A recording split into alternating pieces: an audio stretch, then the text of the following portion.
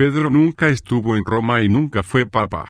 Pablo escribe una carta en Gálatas 2:7. En este versículo podemos encontrar que para Pablo, el evangelio de la incircuncisión fue confiado, es decir, Pablo fue confiado para predicar a los gentiles. Y entonces Pablo viajó a las regiones de Grecia y Roma, predicando a los que no eran judíos. Pero en el versículo Pablo dice que a Pedro se le confió el evangelio a los circuncidados, es decir, a los judíos. De esta manera, Pedro no iría a Roma, ni predicaría a los romanos, ni fundaría una iglesia en Roma, en un lugar de incircuncisos o gentiles, ya que tal tarea le fue encomendada a Pablo.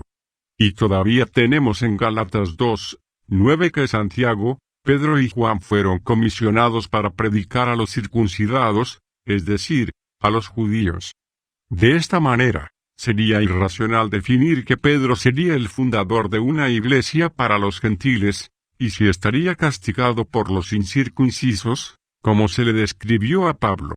Entonces, solo Pablo con doble nacionalidad, judío-romano, podría ser alguien importante para la iglesia en Roma, nunca Pedro. En segundo lugar, Timoteo 1:11, tenemos la misma conclusión, que Pablo fue hecho un predicador a los gentiles. De hecho, el término sería predicar a las naciones. Entonces, Pablo sería el predicador comisionado para las naciones no judías. También podemos ver que fue Pablo quien escribió la carta a los romanos, y no Pedro. En esta carta podemos ver algunos de los textos de Pablo. En Romanos 15:16 vemos que Pablo era un ministro de los gentiles, comisionado por Cristo. También podemos ver en Romanos 1:11 que Pablo define el deseo de ir a la iglesia en Roma, definiendo claramente que Pablo dirigía la iglesia en Roma, no Pedro. Históricamente se define que la iglesia en Roma se estableció en el 55 o 56 después de Cristo, lo que hace imposible que Pedro esté involucrado. De hecho, tenemos que Pablo en Romanos 15:20 definió claramente que el fundamento de la iglesia era Cristo y nunca Pedro. Lo que muestra que la iglesia en Roma no podía tener a Pedro como fundamento. En Romanos 16, Pablo saluda a varios cristianos de Roma, pero ninguno de ellos lleva el nombre de Pedro, lo que define claramente que Pedro no estaba en Roma. En Hechos 28 2:15 al 17, Pablo llega a Roma y no cita a Pedro en Roma, generando así un exponente del cristianismo como Pedro, no estuvo en Roma.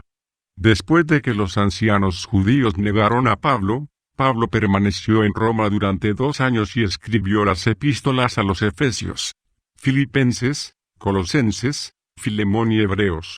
Pero nunca mencionó que Pedro estaba en la región.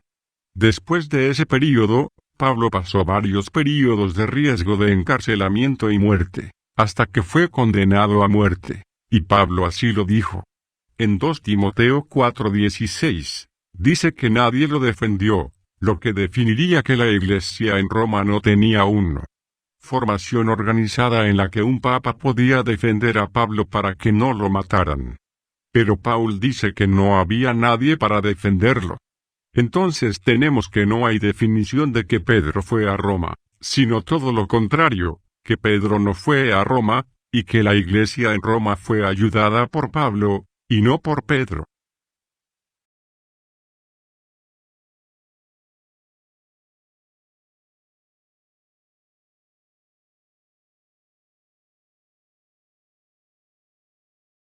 Si está buscando más contenido de diferentes áreas, visite el sitio web reformadoresdasaude.com. Puede encontrar noticias y contenido detallado, con sistema de investigación y organización de textos y videos.